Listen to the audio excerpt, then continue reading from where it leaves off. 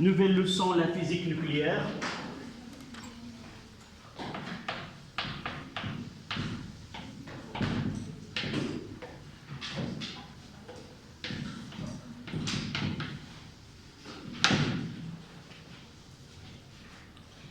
Le titre, on aura deux leçons. Radioactivité et décroissance radioactive.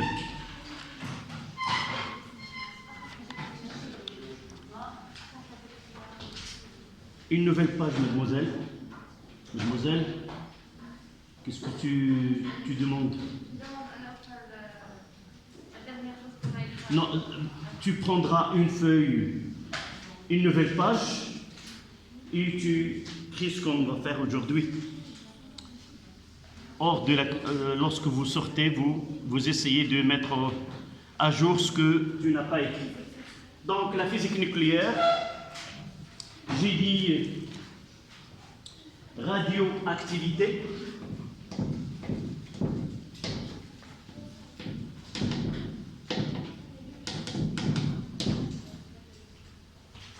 Et décroissance radioactive.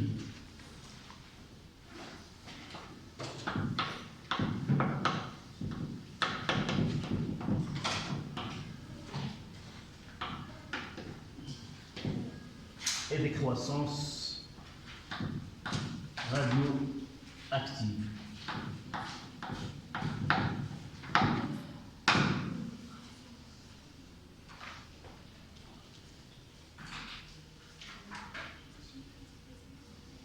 Ça y est.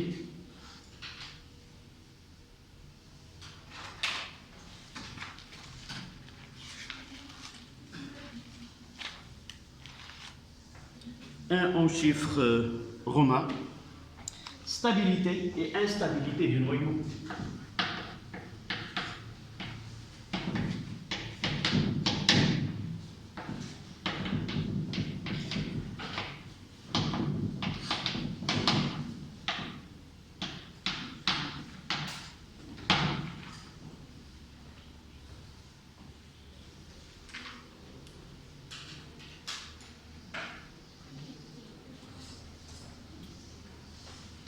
Un constituant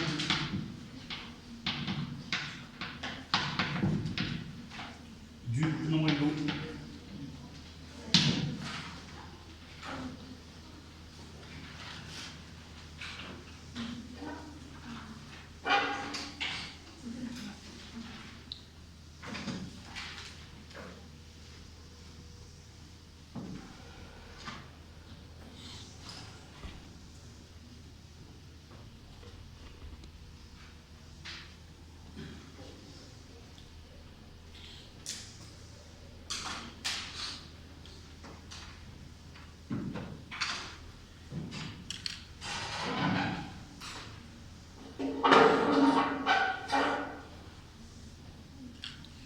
Donc, la physique nucléaire, radioactivité et la décroissance radioactive.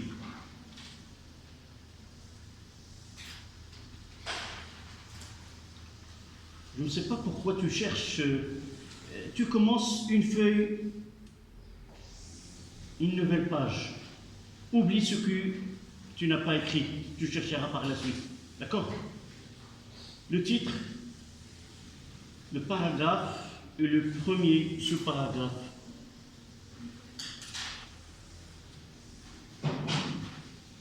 Donc, d'après le chapitre qui est la physique nucléaire, on va s'intéresser à quoi?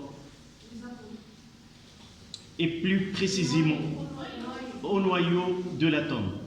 Donc, on va s'intéresser au noyau des atomes, et avant cela, on parlera de l'atome, ses constituants, et surtout, on parlera du noyau, les constituants du noyau, et comment ce noyau, comment il est formé, et comment il est stable ou instable, quelles sont les forces qui assurent cette cohésion du noyau. D'abord, nous savons que la matière, quoi qu'il soit son état, elle est formée à partir, si nous voulons dire, des atomes. Et ces atomes sont constitués d'un noyau. Dans ce noyau, il y a des particules qu'on appelle les nucléons. Ces nucléons-là constituent, comme je viens de dire, le noyau. Et autour de ce noyau, il y a des électrons qui tournent autour de ce noyau.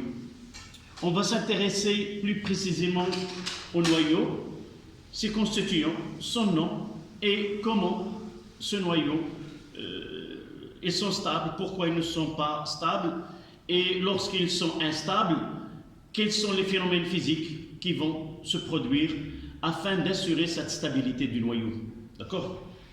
Donc, cette leçon, le début de cette leçon, nous l'avons déjà traité au tronc commun, c'est-à-dire nous savons que les constituants de l'atome et du noyau. On va faire un petit rappel pour rentrer en vif dans notre cours de deuxième année. D'accord? Donc, vous notez, un noyau est composé, un noyau est composé des nucléons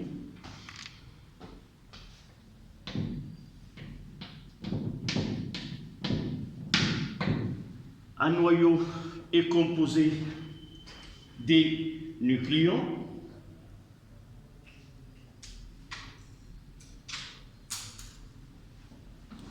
qui sont des protons et de neutrons.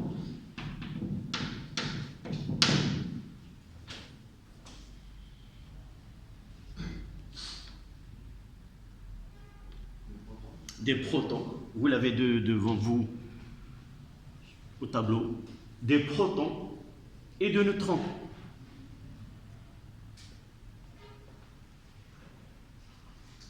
À la ligne, premier tiret.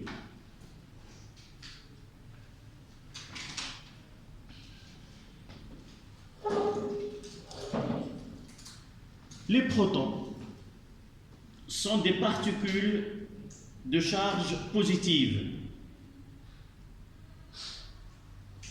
Les protons sont des particules de charge positive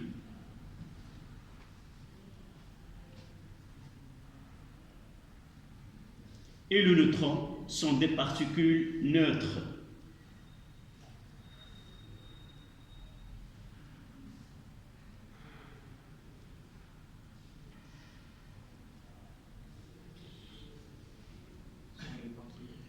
Sont des particules neutres, c'est-à-dire ils n'ont pas de charge.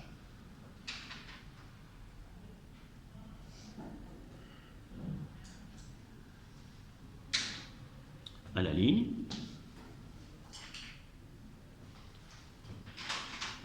Les forces qui s'exercent, les forces qui s'exercent à l'intérieur du noyau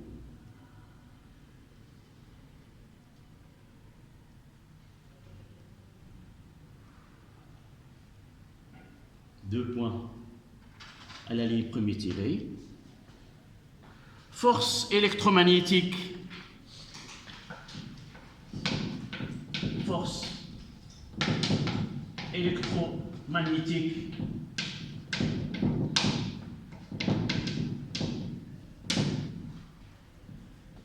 force électromagnétique qui s'exerce entre particules chargées, force électromagnétique qui s'exerce entre particules chargées, qui s'exerce entre les particules ou entre particules chargées. Entre parenthèses, ça veut dire entre proton et proton-électron. Les électrons qui se trouvent non loin du noyau.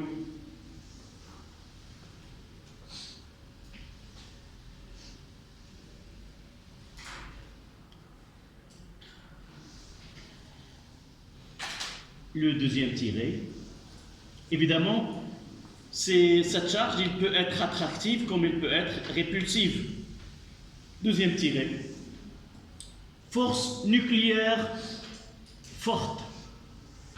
Force nucléaire forte.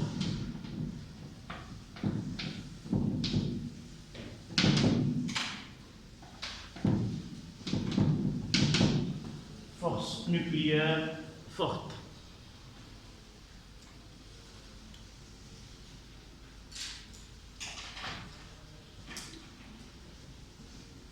Des forces qui s'exercent, cette force qui est nucléaire, des forces qui s'exercent sans tenir compte de la charge. Des forces qui s'exercent entre les constituants, évidemment, des forces qui s'exercent sans tenir compte de la charge des particules.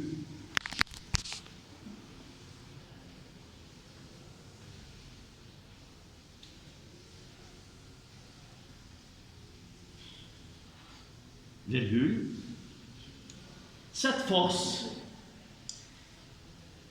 il maintient la cohésion. Cette force, il maintient la cohésion, c'est-à-dire la solidité, le rassemblement, si vous voulez, de ce constituant. Il maintient la cohésion et la stabilité du noyau.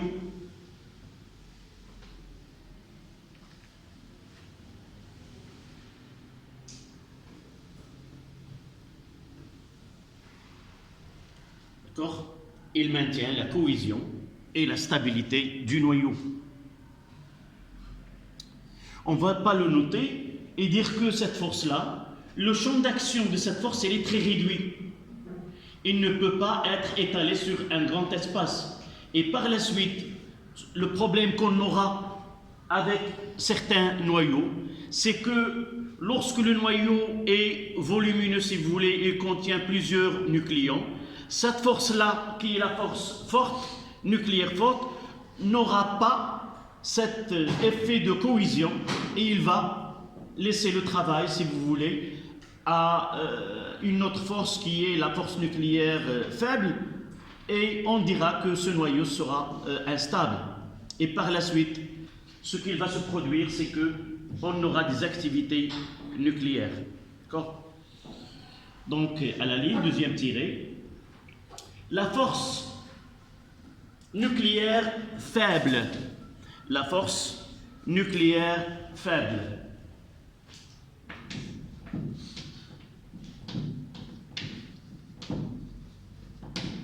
La force nucléaire faible.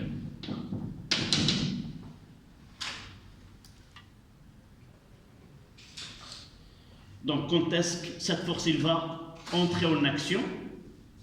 C'est lorsque la force nucléaire forte n'arrive pas à donner une stabilité au noyau. Dans ce cas-là, cette force-là, nucléaire faible, il va entamer, si vous voulez, un processus qui va donner une stabilité au noyau. Stabilité du noyau, c'est donner une radioactivité et il se produit une désintégration du noyau. D'accord ? Ce sont des transformations nucléaires qui se produisent à l'intérieur du noyau, au cours de laquelle il y a émission des particules qu'on va voir, particules bêta-, bêta+, ou alpha, ou de rayonnement gamma. D'accord ? 2 points pour la force nucléaire faible. Lorsque la force nucléaire forte,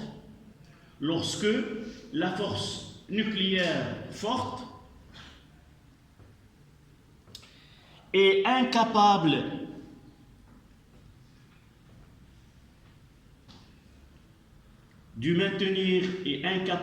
de maintenir la stabilité du noyau,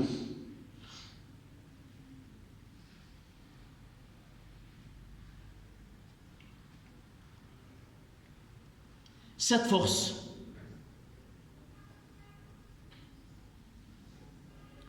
permet de conduire le noyau. Cette force permet de conduire, entre guillemets, le noyau vers un état plus stable.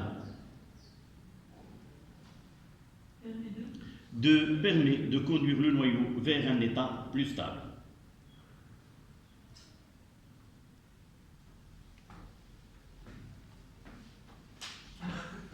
On passe à un de symbole d'un noyau.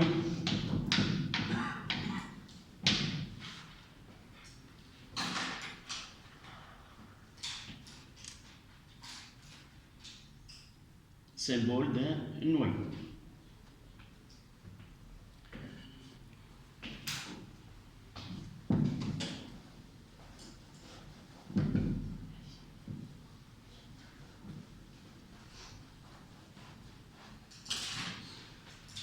En réalité, on étudie là des transformations nucléaires. Et lorsqu'on parle d'une transformation nucléaire, nous aurons des équations qui modélisent cette transformation. Et par la suite, dans cette équation, on aura des noyaux. Et pour équilibrer, entre guillemets, ces équations, on est obligé d'avoir un symbole qui est unique pour tous les noyaux. Nous avons déjà utilisé un symbole pour l'élément chimique, qui est dans le tableau périodique. Là, ce que nous voyons ici, ce sont les éléments. En réalité, nous avons 118 éléments dans ce tableau-là, répartis selon des lignes et des colonnes. Et vous lisez, c'est peut-être de loin, qu'il y a un nom, il y a un symbole, une lettre, ou une lettre en majuscule et une autre en minuscule. Puis il y a des chiffres, c'est A et Z. Donc, là, dans le tableau périodique, nous utilisons l'élément chimique. Et généralement, un élément chimique, on utilise X, et là, c'est Z.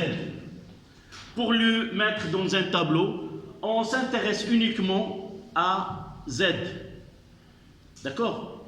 Mais dans le tableau, dans la nature, on va voir tout à l'heure, que cet élément chimique, il est l'ensemble de plusieurs, ce qu'on appelle nucléides. C'est quoi un nucléide? Un nucléide, c'est un noyau qui contient un nombre bien défini de protons et de nucléons. Par exemple, lorsque je parle du nucléide 6, 12, là c'est le carbone, comme je peux parler d'un autre nucléide qui est 13, 6, ce sont deux nucléides différents. Donc pour nous, ce que nous avons déjà utilisé comme symbole pour un élément chimique, on va l'utiliser pour un noyau. Donc lorsque je fais cette écriture-là, je m'intéresse à un nucléide dont le nom c'est le symbole C qui est le carbone. Il contient un nombre de protons 6 et un nombre de neutrons et de protons qui est 12. Si nous connaissons le nombre de protons, nous pouvons en déduire le nombre de neutrons. Donc, pour nous, ce symbole-là, il représente un noyau. Et dans ce noyau, nous avons bien des protons et des neutrons qui sont bien définis. De là, on parlera de ce qu'on appelle les isotopes. Si deux nucléides ont même Z, on dira que ces deux nucléides sont des isotopes. Les isotopes, ce sont deux nucléides ou deux noyaux qui ont le même nombre de charges Z et ils diffèrent par le nombre de nucléons. D'accord? Donc à la ligne, vous notez. On peut représenter un noyau. On peut représenter un noyau par un symbole X, la A et la Z. Où A, c'est le nombre de nucléons.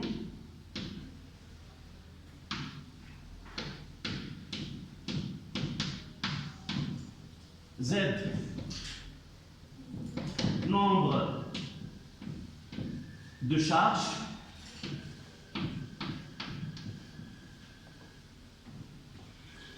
et ce Z-là est égal à P, nombre de protons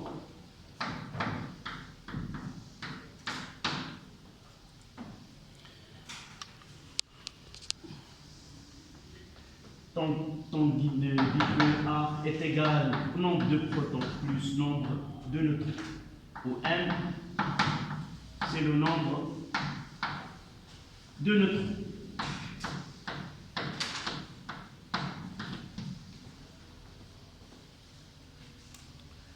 Ce X là, c'est par exemple,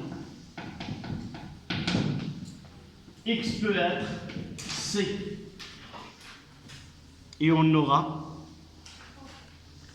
C 12, 6, C 13, 6, comme on peut avoir U 235, 92 et ainsi de suite. Là, c'est carbone. Là, c'est uranium. Ainsi de suite. Un symbole qui nous donne le nom de ce noyau.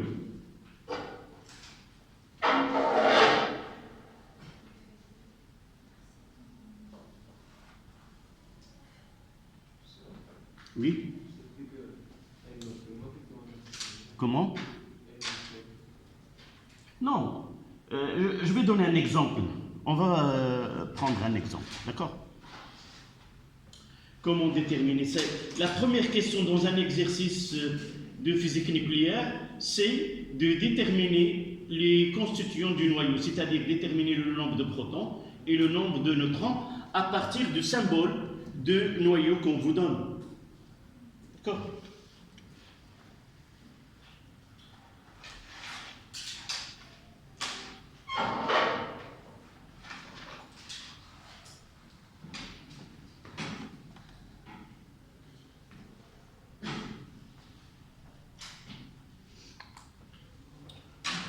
On va donner X à Z là.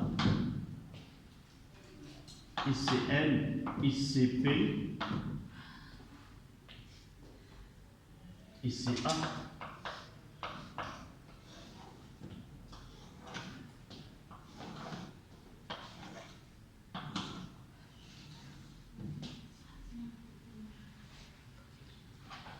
Par exemple, on aura ici 8. Là, c'est O. On mettra ici 16. On prendra, par exemple, le cuivre, CU. Et là, 63, 28.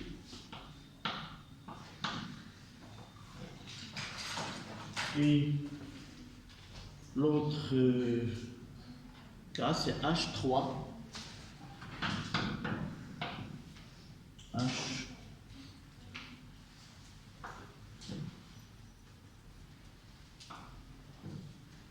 Voilà. On va essayer de compléter ce tableau à partir de ce symbole.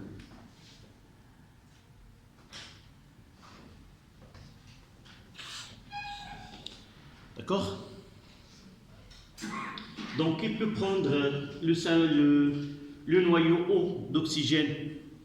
Mademoiselle, qu'est-ce qui est le plus facile à mettre dans cette colonne? Le plus simple là?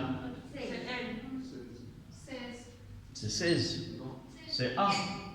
A, c'est 16. Donc là, je vais mettre 16. Après ça, oui, on va mettre ici que N est égal à A. On va le mettre de côté. Comment nous avons, à partir de la relation ici, que N est égal à A moins Z. OZ, c'est le nombre de protons. Donc on aura ici 8. Voilà. Deuxième colonne. Le plus simple à écrire. Laissez A. Combien? C'est d'abord A, c'est là. C'est 63. Là, voici A. C'est 63. Après A, c'est P qui est égal à Z. Et là, je peux mettre que M est égal à A moins Z pour simplifier. Là, j'aurai 28. Et on fait la différence entre, ça donne combien? 63 moins, pardon, c'est, ici c'est 29. Je m'excuse, là c'est 29. Je vais mettre ici c'est 29. Et là 63 moins 29 c'est 34. 34. D'accord? D'accord? Donc c'est simple.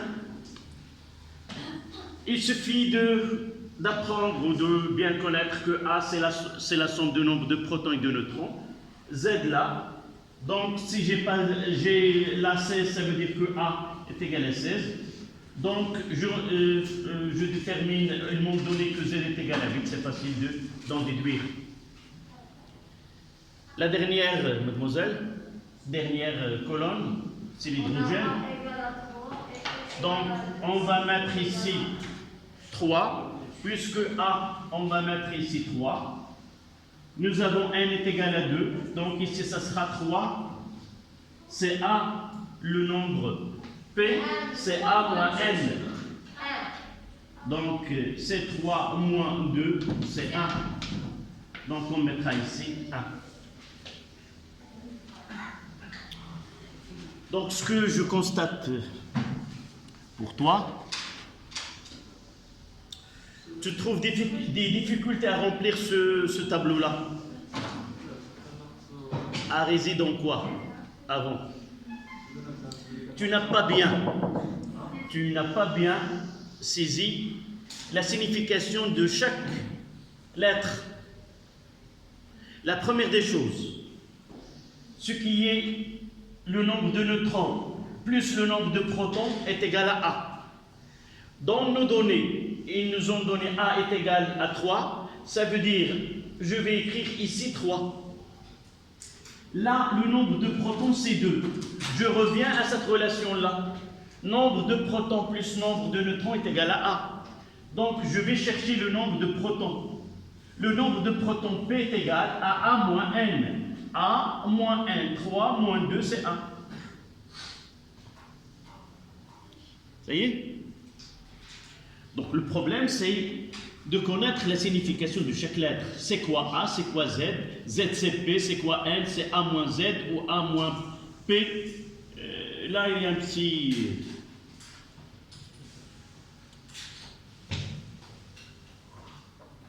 Un 3.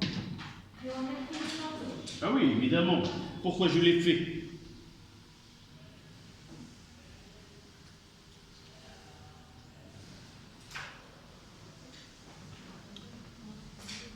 Les nucléides.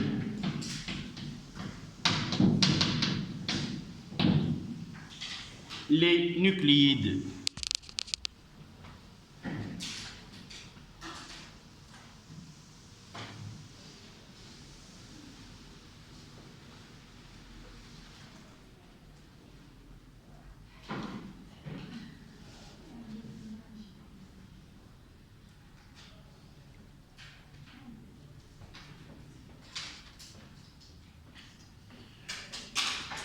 Donc, on donne la définition du nucléide.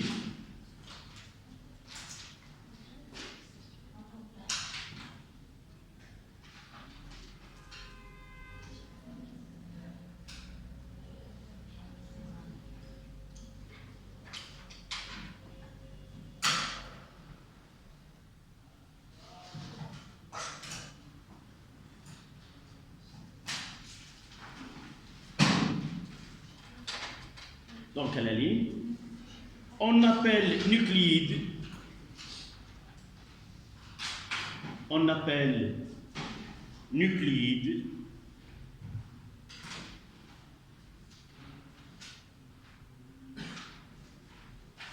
un noyau, on appelle nucléide, un noyau caractérisé par un nombre donné de protons,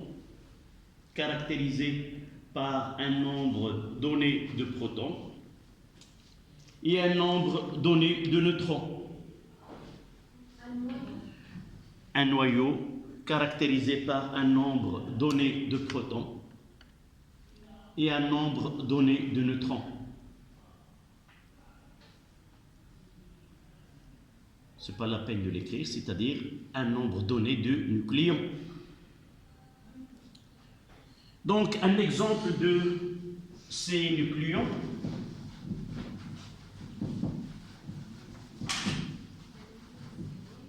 Donc, on mettra ce H3,1 et H2,1 et O15,8 et O16,8. Tous ce sont des nucléons différents. Exemple,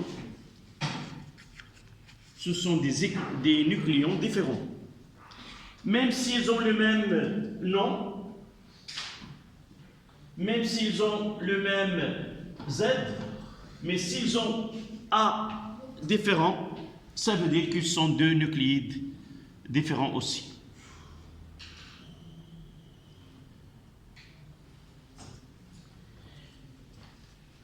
Une petite remarque.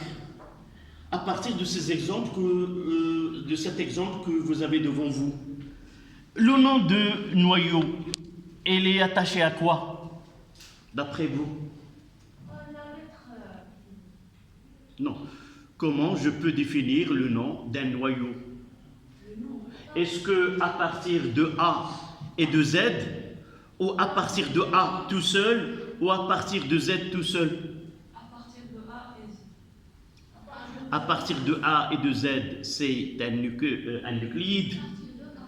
Vous voyez ici un exemple où nous avons le même Z, mais nous n'avons pas le même A, mais ils portent le même nom. Nous avons ici le même nom, le même Z et A différent.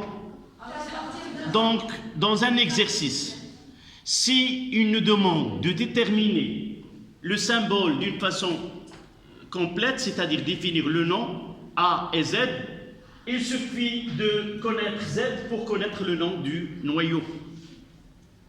D'accord? Donc Z, c'est Z qui définit le nom du noyau. Et d'ailleurs, c'est là où j'ai parlé de ce tableau. Dans ce tableau, il y a l'élément chimique, mais on incorpore dans le même case tous les nucléides qui ont le même Z. Ce qu'on appelle, on va voir tout à l'heure, c'est les isotopes. En réalité, nous avons un nombre très grand de nucléides dans la nature, où il y en a qui sont artificiels, mais tous ces noyaux qui dépassent 2700, tous sont incorporés dans ce tableau. Ça veut dire que par exemple, de l'hydrogène, H, là que vous voyez, ici, il y a 3. Mais comment peut-on mettre tous ces nucléides dans le même case? Et la représentation, on définira la masse de cet élément à partir de ce qu'on appelle l'abondance. Par exemple, je vous donnerai un exemple, le chlore. Le chlore, il y a le chlore 17,35, il y a le chlore 37,17. Nous avons deux nucléides qui ont le même nom, c'est-à-dire nous avons deux isotopes. Les deux, on doit les mettre dans le même case dans le tableau périodique. Mais dans la nature, pour définir la masse molaire, si vous voulez, que nous connaissons dès le tronc commun, la masse molaire du chlore, c'est 35,5 grammes par mol. Comment nous avons pu déterminer cette masse? C'est à partir de ce qu'on appelle l'abondance des deux. Dans la nature, l'abondance de chlore 35, c'est 75%, et l'abondance de chlore 37, c'est 25%. Et pour définir cette masse molaire, on aura 35 multiplié par 0,75 plus 37 fois 0,25. Et de là, on obtient 35,5 qui est la masse molaire. Si vous trouvez une masse qui n'est pas exacte, avec une virgule qui bat un nombre bien défini, c'est que cet élément-là, il a plusieurs, ce qu'on appelle isotopes. D'accord? Donc ceci nous ramène à 3, 1, 4, les isotopes. Donc 1, 4, les isotopes.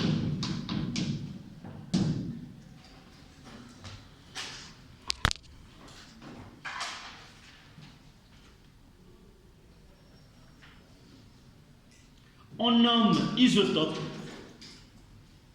avec S à la fin, au pluriel, on nomme isotope des nucléides.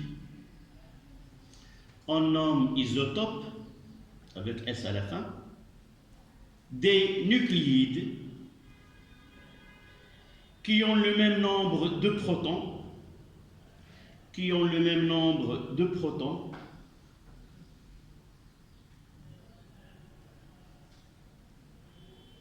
et diffèrent par le nombre de neutrons.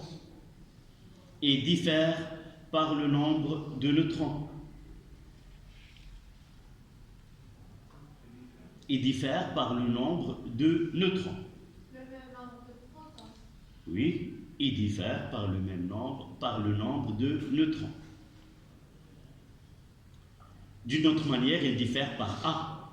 Si A est différent, le nombre de nucléons sont différents, alors ils sont isotopes. On reprend l'exemple de l'hydrogène. Monsieur, Oui. on peut un atome qui a le nombre de A égal au nombre de A. Par exemple, c'est le seul qui est l'hydrogène. Ta camarade, il a donné l'exemple de H1. Mais le nombre, c'est le seul qui a le même nombre A est égal à Z. Ou là où il n'y a qu'un seul proton, il n'y a pas de neutron. C'est un cas très particulier. Donc on prendra l'exemple, c'est H1A, H2A et H3A. Donc là, le nombre de protons.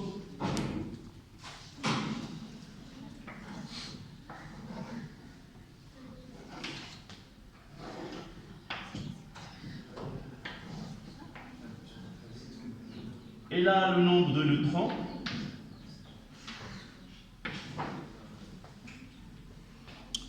Donc tous, ils auront le même.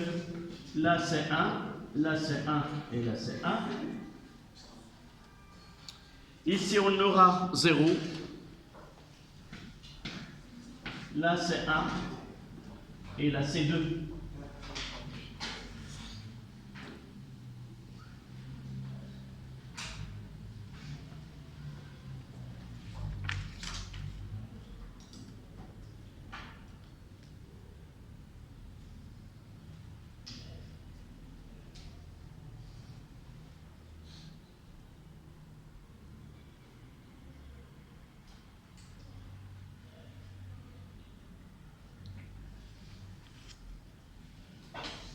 Oui.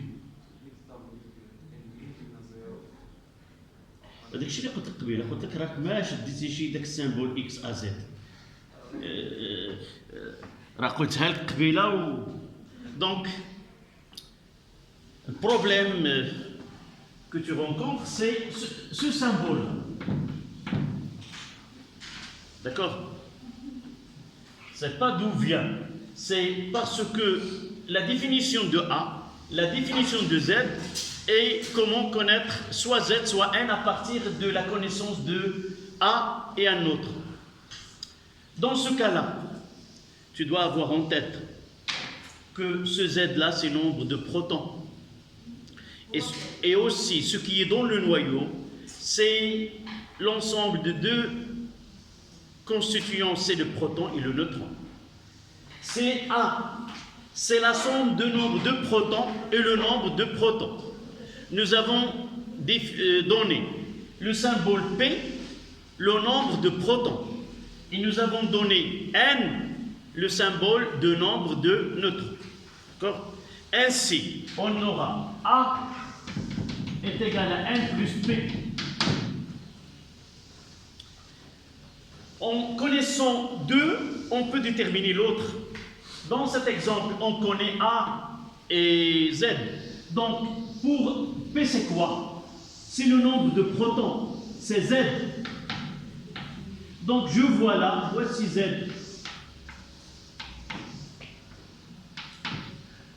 Connaissant que ce 1, c'est Z, donc c'est le nombre de protons, ça sera 1, 1, 1. C'est ça ce que j'ai fait. D'accord? Ce qui reste, N, c'est quoi? C'est A moins. N, c'est A moins P, c'est A moins Z.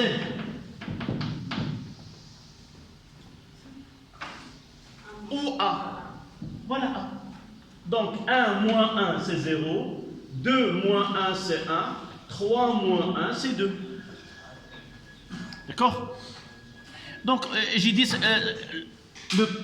l'exemple est simple, mais il faut connaître la signification de A et de B. De A, de Z et de N. Oui? On peut prendre 5 minutes, d'accord. 5 minutes et pas plus. Donc, dans 5 minutes, on reprend.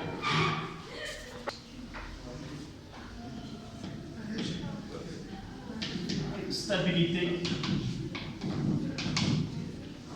du noyau. S'il vous plaît. Arrête.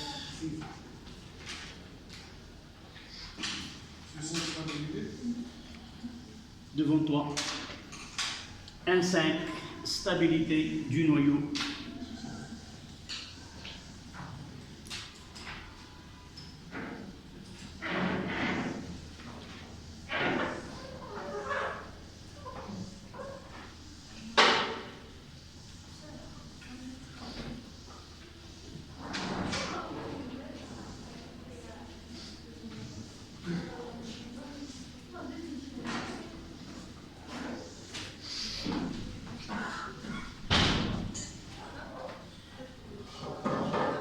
Ça y est? Donc, notez le sous-paragraphe 1.5, stabilité du noyau. Tu lui donnes le cahier, tu commences, tu laisses 2 pages. D'accord. Donc, 1.5, stabilité du noyau.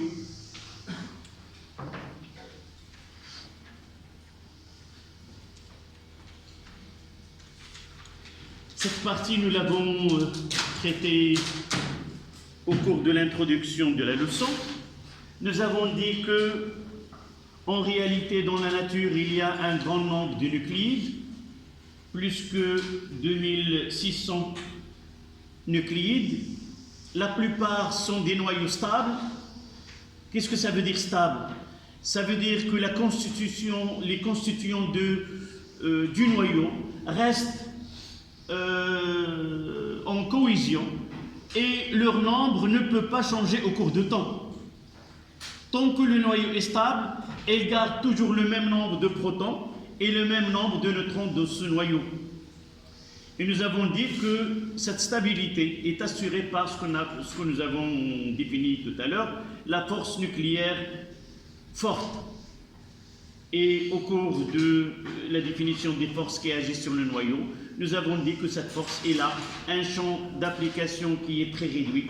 Et par la suite, certains nombres de nucléides deviennent instables. Ça veut dire qu'ils ne peuvent pas garder le même nombre de protons et de neutrons à l'intérieur du noyau. Ils tendent à émettre des particules et cette émission de particules, ce qu'on appelle la radioactivité.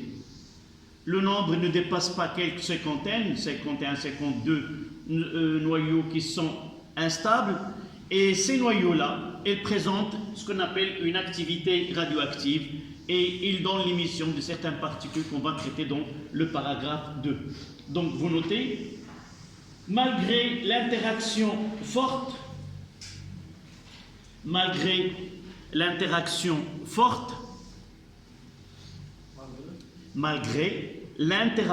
et l'apostrophe, c'est-à-dire la force nucléaire forte, malgré l'interaction forte, qui assure la stabilité du noyau,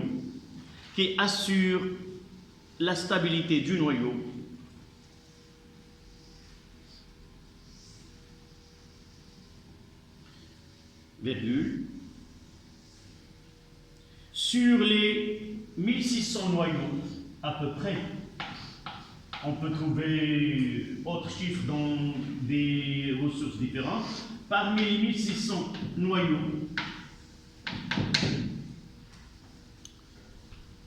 un nombre très réduit sont instables. Un nombre très réduit sont instables.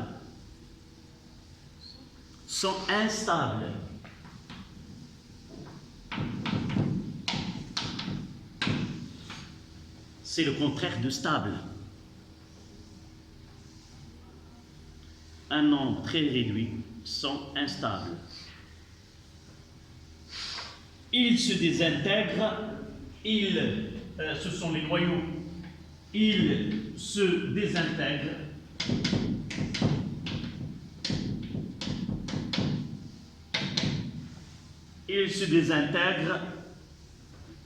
spontanément. Ils se désintègrent spontanément.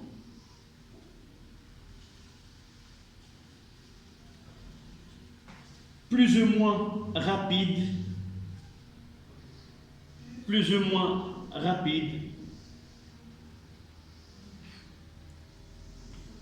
selon leur composition.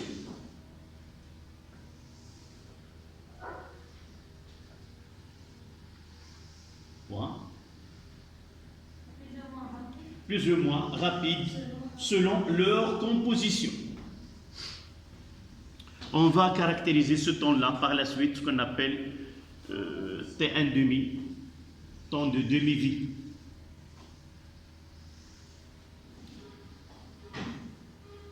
Point. Ils émettent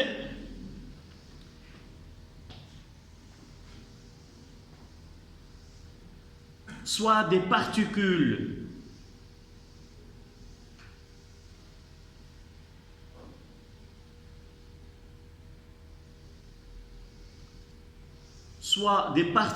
accompagnées par un rayonnement.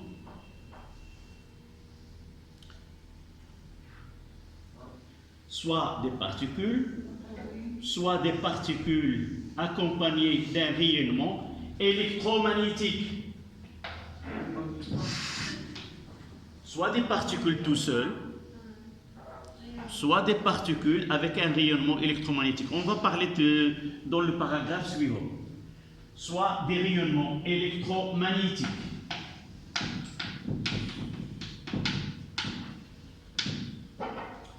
On va appeler les rayonnements gamma.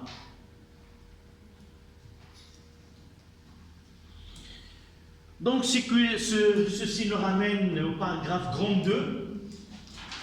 On parlera de la radioactivité. 2 en chiffres romains. La radioactivité.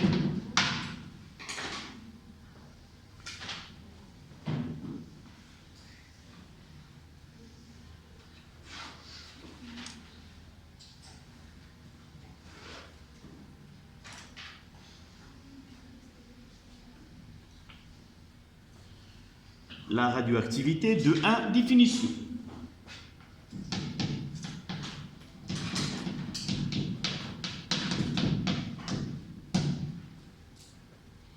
De 1, définition.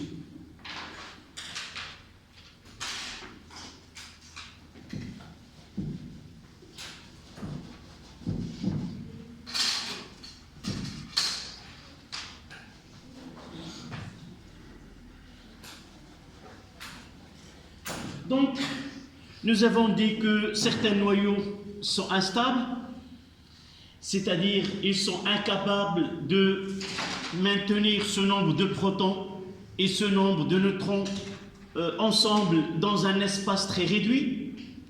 Donc le noyau il a tendance à libérer ses constituants afin de s'approcher à la stabilité. Il faut savoir dès maintenant que cette instabilité dans le noyau, ça veut dire qu'il a un excès d'énergie et il doit libérer cette énergie afin d'avoir cette stabilité. Donc, cette radioactivité, ce sont des transformations nucléaires qui se produisent au niveau du noyau, qui sont aléatoires, imprévisibles dans le temps et spontanées. Spontané, ça veut dire sans intervention de forces extérieures. Un noyau de lui-même, il émet ses particules ou ses rayonnements sans qu'il y ait intervention d'un agent ou d'une force extérieure. Deuxième chose, qu'il est imprévisible dans le temps, ça veut dire en prenant un noyau instable, on ne peut pas prévenir quand est-ce qu'il va commencer à émettre ses particules et par la suite, on ne peut pas définir à l'avance quand est-ce qu'il va passer d'un noyau instable à un noyau plus stable ou à la fin vers un noyau qui est tout à fait stable. Ceci, on va revenir, gardez bien dans votre mémoire que nous disons que cette transformation nucléaire, elle est imprévisible dans le temps et elle est aléatoire, c'est-à-dire se fait d'une façon sans qu'elle soit régie par une loi. Mais nous parlons d'un noyau. Par la suite, on parlera d'un échantillon de noyaux et la considération va être, on va changer de vision à ce phénomène. Donc vous notez, la radioactivité est une transformation naturelle, est une transformation naturelle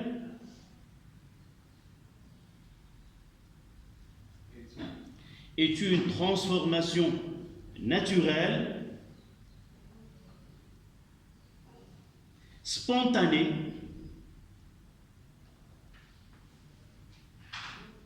et imprévisible dans le temps.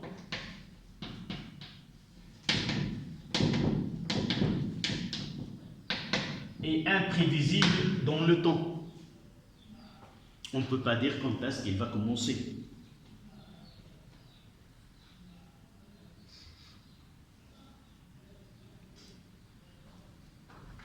Au cours de laquelle un noyau instable,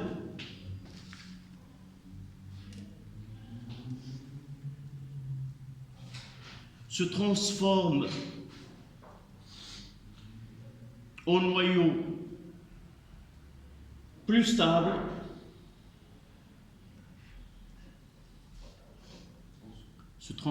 en noyau plus stable, avec émission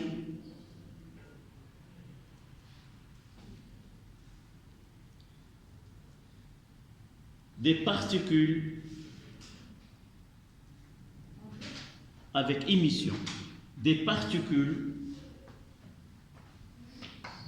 bêta plus, bêta moins, alpha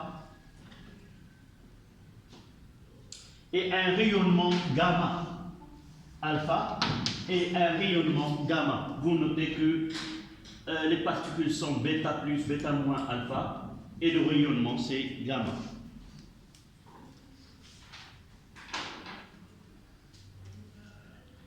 point la ligne. Cette question elle peut être donnée comme question dans un exercice. C'est quoi un noyau radioactif? Donc un noyau radioactif, c'est un noyau qui est instable, capable d'émettre ces particules. Oui?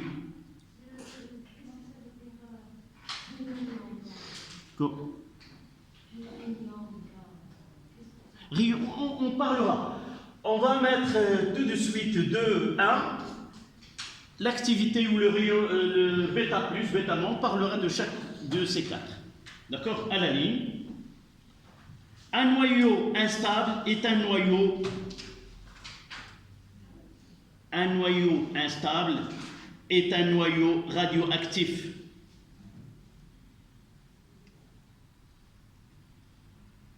Est un noyau radioactif.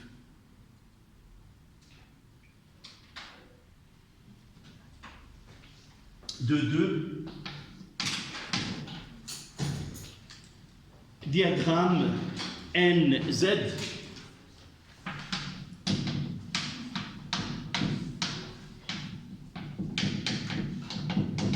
Ou diagramme de Ségré.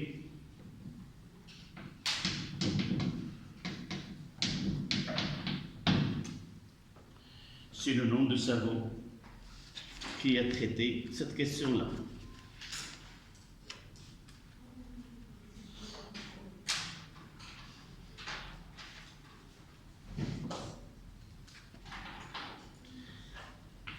Donc, ce savant-là, il a eu l'idée de faire un diagramme. Ce diagramme-là, il a monté ici N et là, ici Z. D'accord? Et dans ce diagramme-là, il a essayé de positionner les noyaux que nous connaissons, tous les noyaux, qu'ils soient stables ou instables. D'accord? C'est comme il nous donne un couple, chaque noyau il a N et Z bien défini. On va essayer de positionner ces noyaux dans ce diagramme-là. D'accord? Qu'est-ce que nous avons constaté?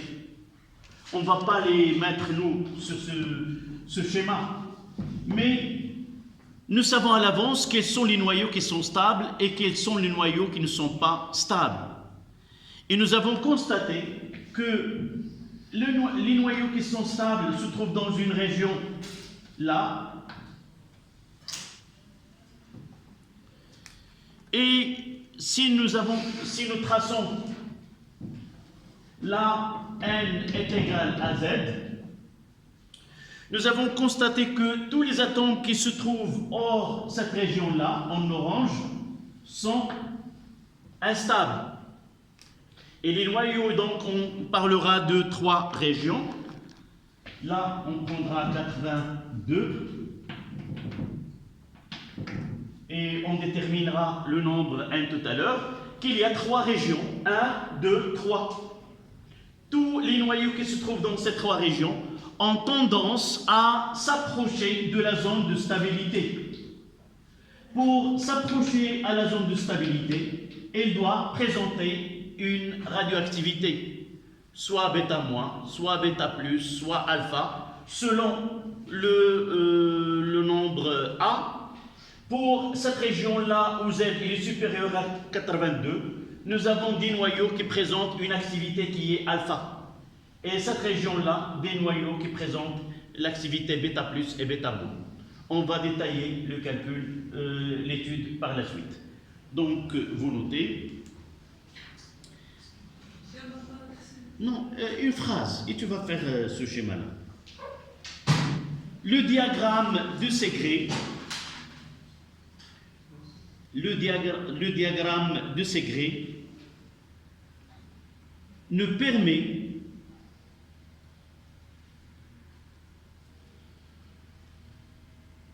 de connaître 3 zones,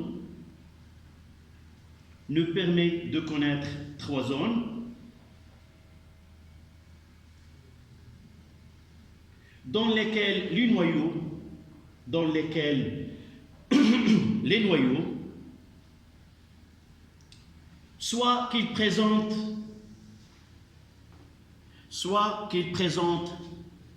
un excès de neutrons, soit qu'ils présentent un excès de neutrons,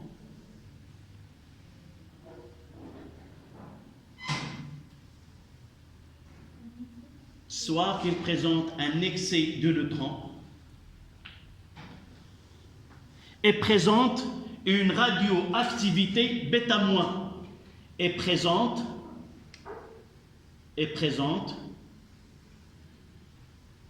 une radioactivité bêta-. Point à la ligne. Zone 2, où les noyaux présentent un excès de protons. Zone 2, où les noyaux présentent un excès des protons.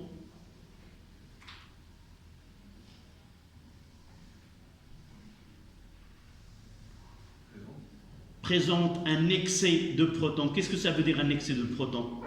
Ils auront plus de protons que de neutrons. La région où ils ont un excès de neutrons, ça veut dire qu'ils ont plus de neutrons qu'ils nécessitent la stabilité. C'est ça ce qu'on parlera par la suite. Donc, zone 2, les noyaux présentent un excès des protons et ils ont une activité bêta+. Ils ont une activité bêta+.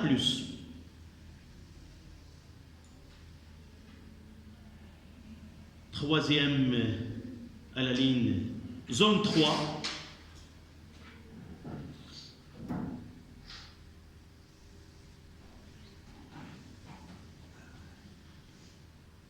Les noyaux présentent une activité radioactive alpha.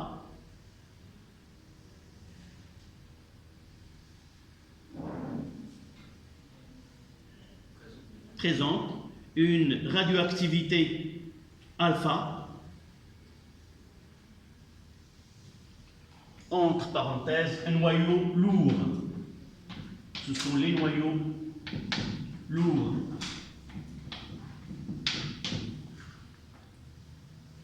Et vous faites là, ce schéma-là. Là c'est N, là c'est Z.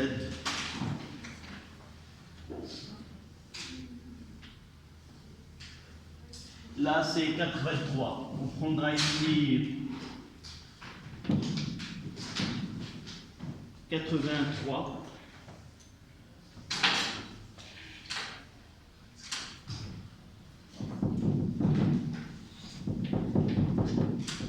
Et là, 126.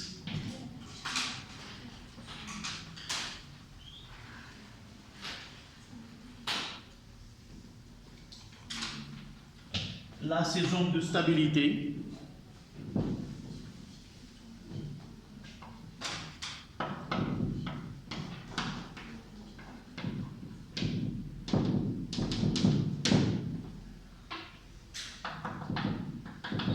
Là, Z inférieur à 20.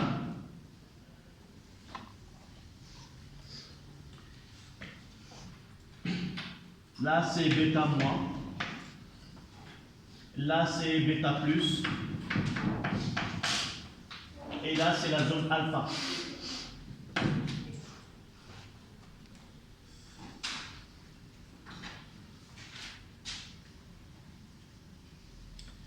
Là, c'est N est égal à Z. Dans la partie N inférieure, Z inférieur à 20, les noyaux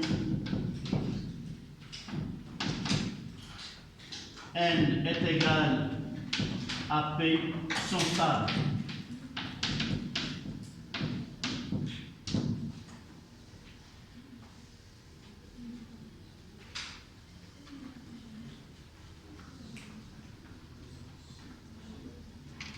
Voilà. D'une façon très simple, ce diagramme de Segre.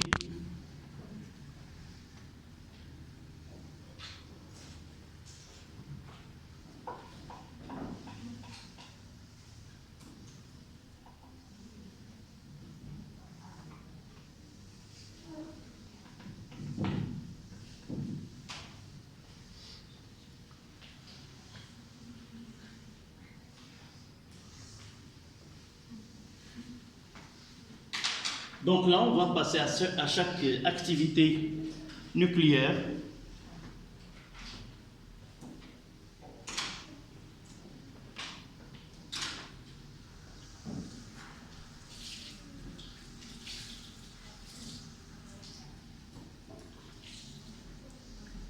Deux fois, la radioactivité bêta-.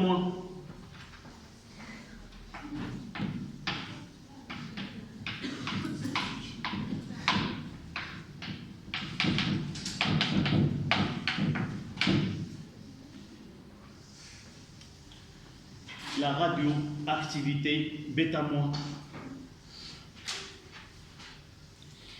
Même si dans l'histoire, c'est la radioactivité alpha, c'est elle qui a été découverte la première, puis les activités bêta, soit bêta-, soit bêta+, et par la suite le rayonnement gamma. À noter que cette notation-là, ça n'a rien de spécial, tout simplement dans l'histoire de la science, on a découvert ces activités radioactives sans connaître leur nature.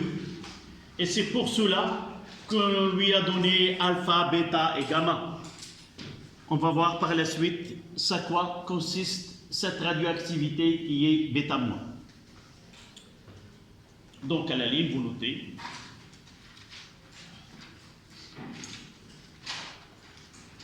Les noyaux. Les noyaux.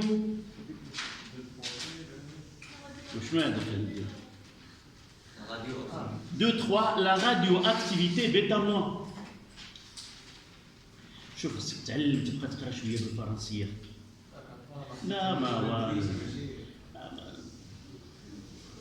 المهم وحتى tu n'arrives pas à exprimer en français, d'accord? Essaie de lire des textes en français, le livre, avant d'assister au cours. Essaie de lire la partie cours sur le livre de physique.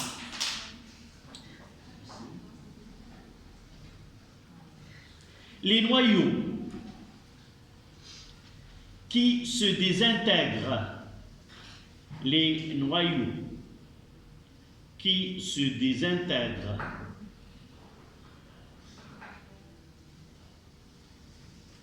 en émettant un électron, les noyaux qui se désintègrent en émettant un électron, ils subissent, qui se désintègrent et subissent et émettent un électron, ils subissent une transformation d'un neutron en proton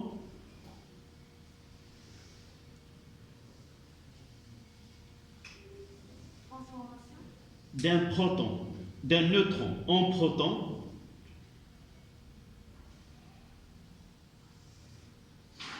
subissent la radioactivité bêta-, subissent la radioactivité bêta-. On va présenter ceci avec une équation.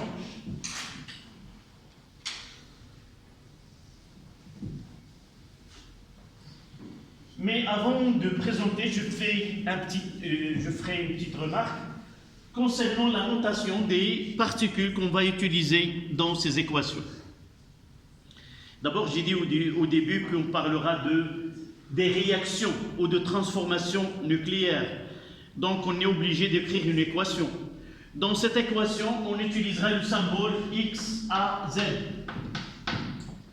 En réalité, ce symbole X, A, Z est réservé au noyau. Mais puisque dans ces transformations, on est obligé d'ajouter des particules qui ne sont pas de noyau, donc on pourra accepter certaines particules comme le neutron, le proton, l'électron et les positons, on peut les écrire de la même façon.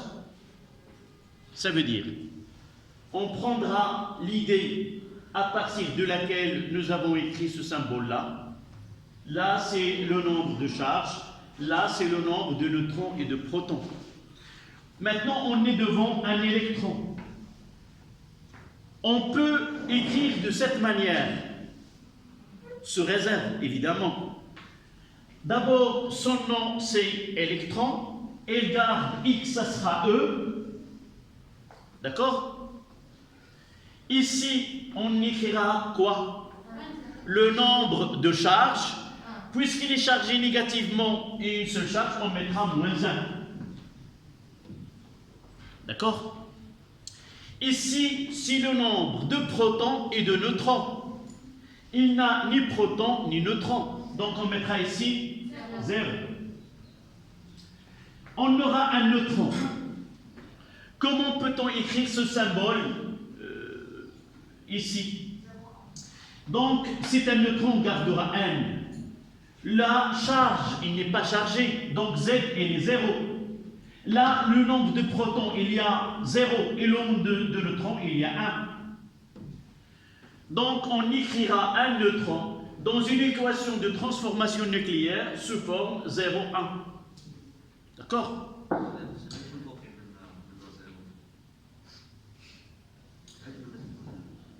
Pourquoi nous avons écrit 0 pour électron? D'accord. C'est quoi A? C'est quoi A? D'abord, tu es venu 1 heure de retard. La partie où nous avons parlé de symbole d'un noyau, tu l'as manqué. Donc je reviens à ce symbole-là, X à Z. Z, ça veut dire le nombre de charges, c'est-à-dire le nombre de protons.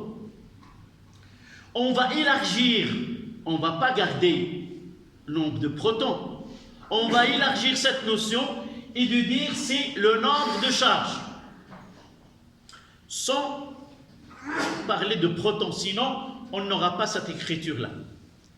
Donc, au lieu d'utiliser le nombre de protons, on dira que ici on aura le nombre de charges.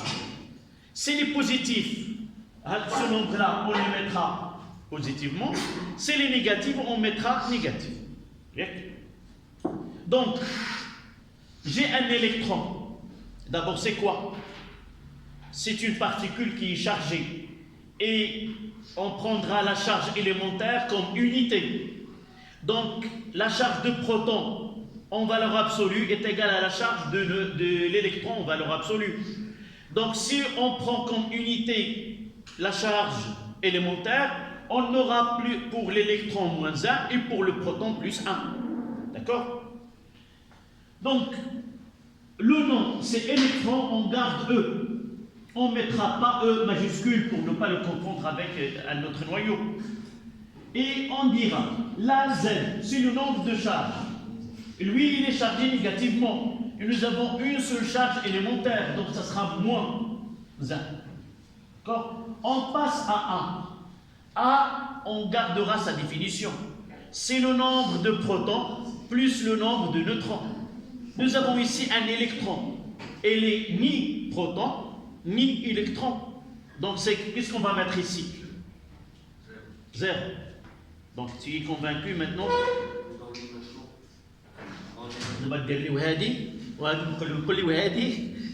Tu m'as posé la question sur pourquoi nous avons fait ici 0. D'accord? On fera وهادي دابا يلا كتعرف داك النكته ديال شي واحد عنده ما عرفش شحال 20 نعجه قال له 20 درنا بها كذا وكذا وكيبقى ساكت وال20 الاخرى شنو درتي بها؟ عاود تقول داك ال20 الاخرى 10 درناها كذا وكذا كيبقى ساكت وال10 الاخرى شنو درتي؟ دابا هادشي اللي وقع لنا دابا نولي هنايا وهادي. Donc, essayez de répondre. Qu'est-ce qu'on va mettre ici? Pourquoi 0? Parce que le neutron, il n'est pas chargé. Donc il n'a pas de charge. On mettra 0. Et là, pourquoi nous avons mis 1? Je ne sais pas. C'est quoi ici ce A? C'est quoi A? C'est le nombre de neutrons plus le nombre de protons. Puisque nous avons un neutron, donc 1, j'ai déjà 1. Est-ce que j'ai des protons? Il n'y a pas de protons. Donc je mettrai que 1, plus 0. D'accord? On passera aux protons. Qu'est-ce qu'on va mettre? On gardera P. 1, 0. Pourquoi? Un proton. دابا المشكل ديالي معاك هو ان درنا في الساعه اللي سبقت. Un proton il est chargé positivement. Un proton c'est une particule. Je viens de le dire. Je dis qu'un électron et l'électron et le proton ils ont la même valeur absolue de charge, la même charge élémentaire. Celui-ci il est positif, donc plus 1. Plus ça il faut علاش et nous n'avons pas de neutre, d'accord? Voilà. Donc vous notez une phrase à la ligne, vous notez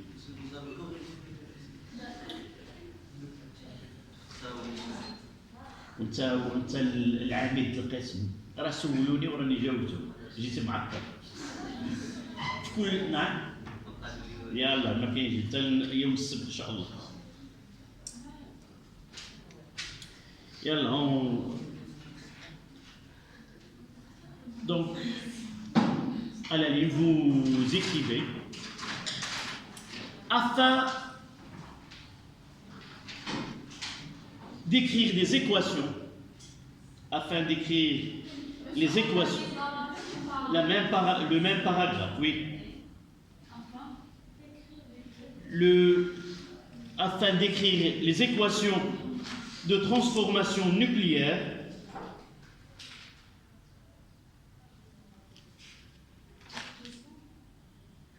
afin d'écrire les équations de transformation nucléaire,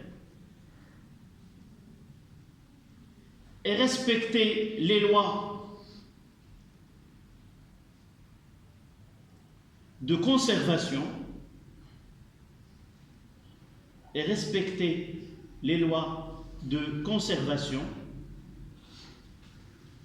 ou loi de Soddy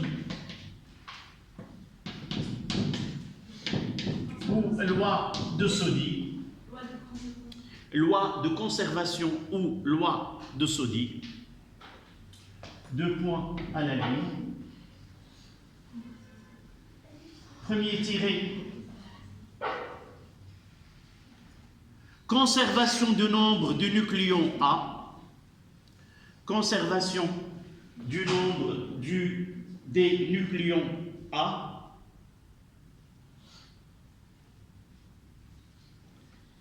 et conservation du nombre de charges Z. Et conservation de nombre de charges Z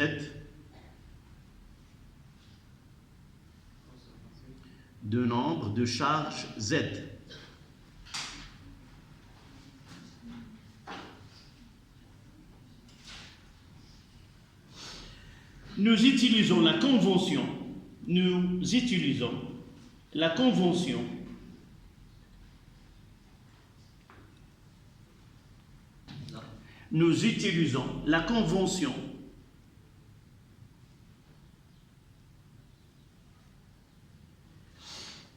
du symbole X à Z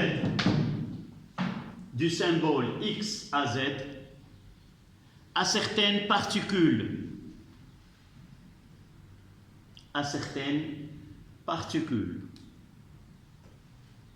Et là, nous mettons 0, moins 1, et là, 0 plus 1, et là N, 1, 0, et là P, 1, 1.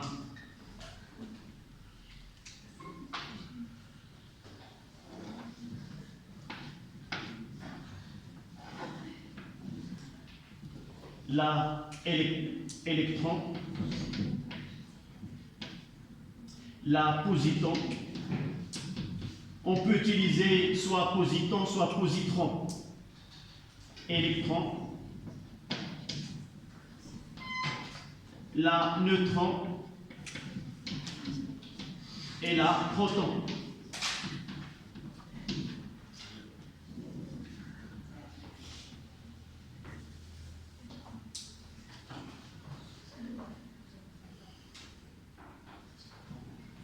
On peut ajouter là. Là, c'est bêta moins. Là, c'est bêta plus. Au début, nous ne savons pas ce que se produit avec bêta moins. Ce sont des électrons. Nous l'avons nommé bêta moins. De la même façon pour l'activité bêta plus.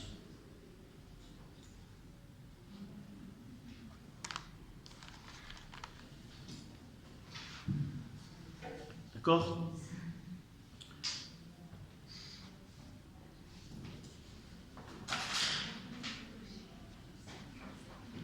Donc on passe maintenant à cette activité bêta-moins. Donc X à Z, bêta-moins, ça veut dire E0 moins 1, plus Y A' Z'.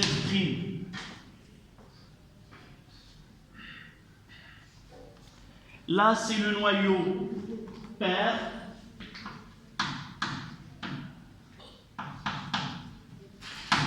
Et là, le noyau fils.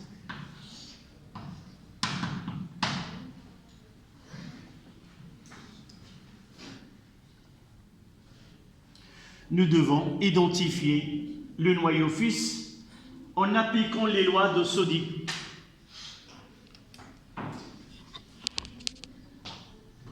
D'accord?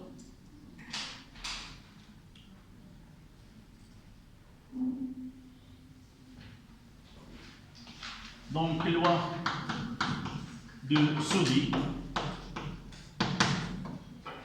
qui peut me donner la conservation du nucléon, qu'est-ce qu'on doit écrire. Et c'est pour cette raison que nous avons pris cette convention-là. A est égal à 0 plus A'. A est égal à A' plus 0. Et l'autre, c'est Z est égal à moins A plus Z'. Et de là, on tire que ce Y A', Z', ça donne Y qui a A, et là c'est Z plus 1.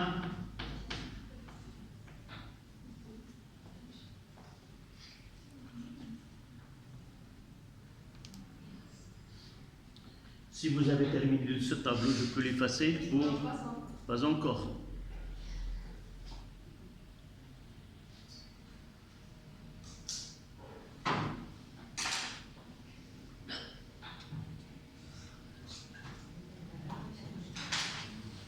Ça y est?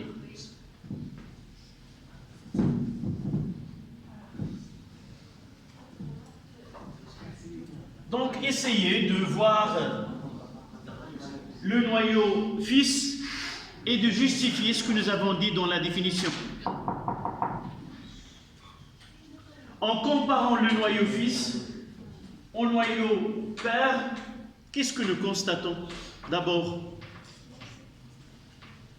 au cours de cette activité radioactive qui est bêta-, on constate que A ne change pas. Le nombre total des nucléons, ça sera le même avant et après cette activité radioactive. Mais si nous comparons Z, nous trouvons que le nombre de charge Z augmente de 1. Si A reste constante et le nombre de charges augmente de 1, c'est on profite de quoi? Est-ce que le nombre de neutrons a resté le même? Non, il a diminué de 1. Et de là, si on fait A moins Z plus 1 et A moins Z, on constate, après cette transformation, le nombre de neutrons a diminué de 1. Mais le nombre de protons a augmenté de 1. Donc, on conclut d'abord que l'instabilité de noyau ou la cause qui a donné cette activité, c'est que le noyau perd et il a un excès de neutrons.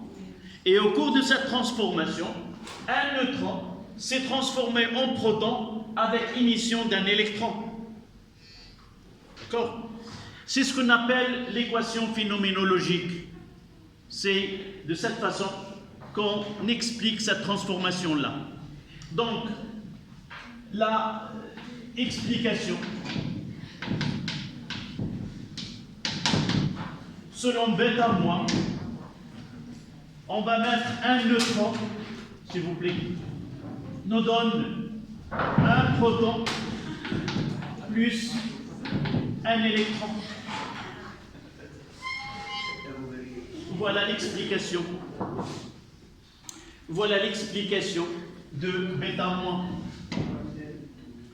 Transformation d'un neutron, vous voyez que 1 plus 0 c'est 1, plus 1 moins 1 ça donne 0.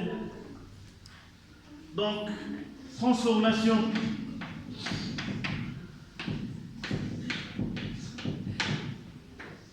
d'un neutron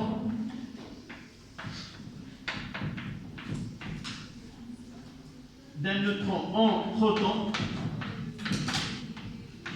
et émission vous complétez cette phrase, émission d'un électron. Voilà, on s'arrêtera ici.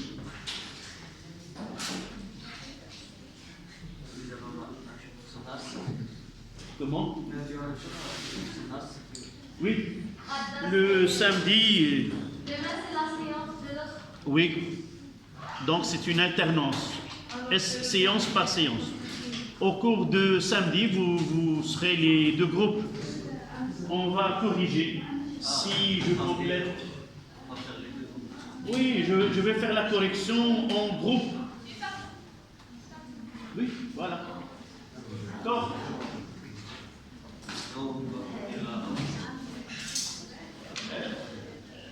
Pour les groupes, vous appliquez ce que l'administration vous donne.